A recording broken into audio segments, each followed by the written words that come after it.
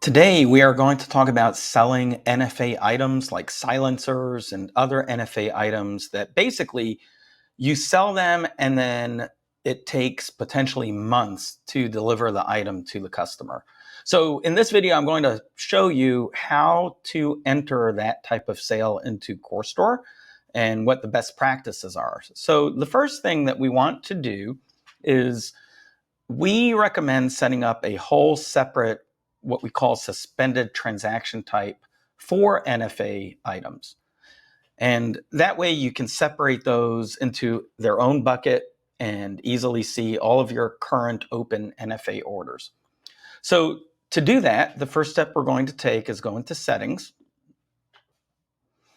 And what I can do is I can jump right to the suspended sale section. And we know this section's a little intimidating, but we're going to go through and explain every little option here. So I'll just move my camera window so it's not in the way. So I'm going to go ahead and add a new type, a new suspended type, and we'll just call it NFA hold.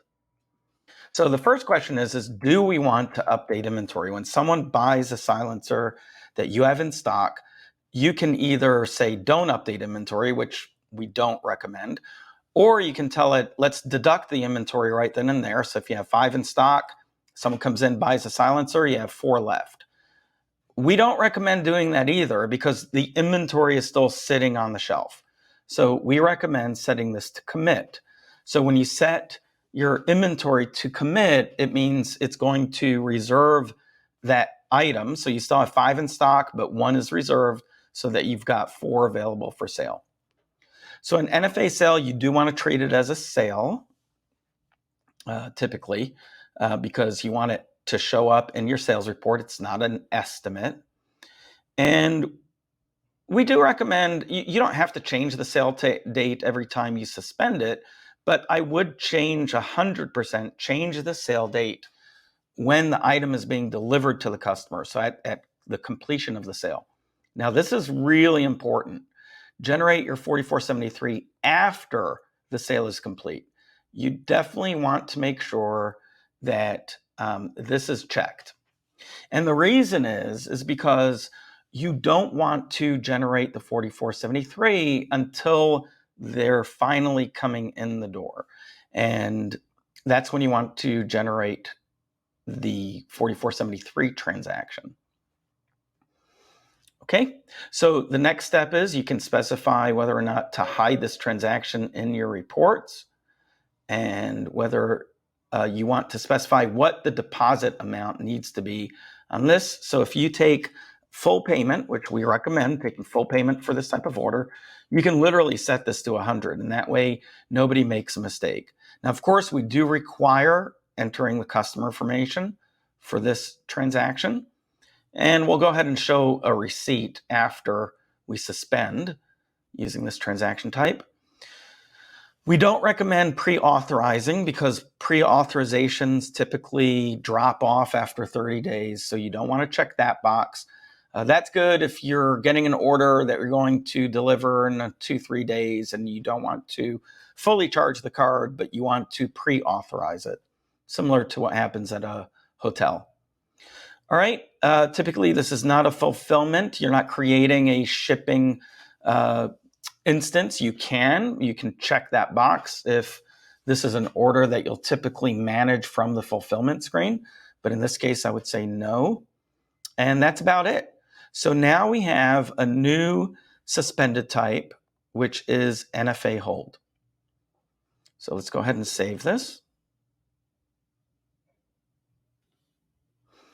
And once we save the changes, we should be able to go into our sale and actually run this transaction. All right, so we are now in the sales screen and we can ring up the silencer. I've got the serial number for the silencer that I'm selling. You'll see that it's in stock. Here's the bound book ID. And I can go ahead and select the customer.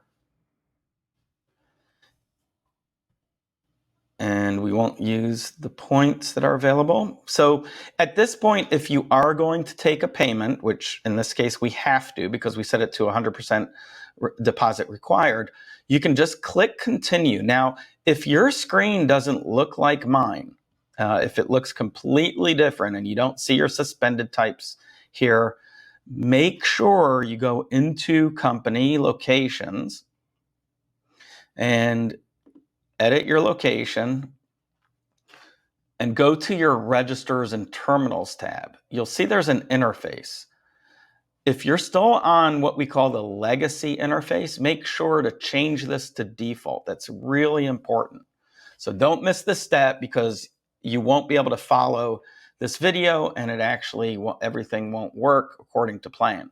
So you definitely want to change the interface here and make sure it's set to default. Get out of the legacy mode. Legacy is the old stuff. We don't really update that interface. The new interface is much easier to use. It may be a little different, especially for some of your sales associates, but I promise you'll get used to it, and there's a lot more benefits than negatives. So let's go back to our sale. So again, you want to make sure that your screen basically matches mine. Now, you might not have these quick payment buttons. Those can be set up in the company settings, but that's a whole other video. But you should be able to see this, and you should have a continue button, right? So I'm going to hit continue, and this is the amount due. In this case, I'm just going to ring it up as cash. So it defaults to the total amount. I'll click add payment, and then all I need to do is click the NFA hold. So I took 100% payment, click on NFA hold, and that's it. Basically, we now have a suspended transaction. There is basically 1 on order, 0 picked up at this point. And you'll also be able to see if we go into this particular item, it will actually show that there's 1 committed unless there's other orders for it. So we can just double check that.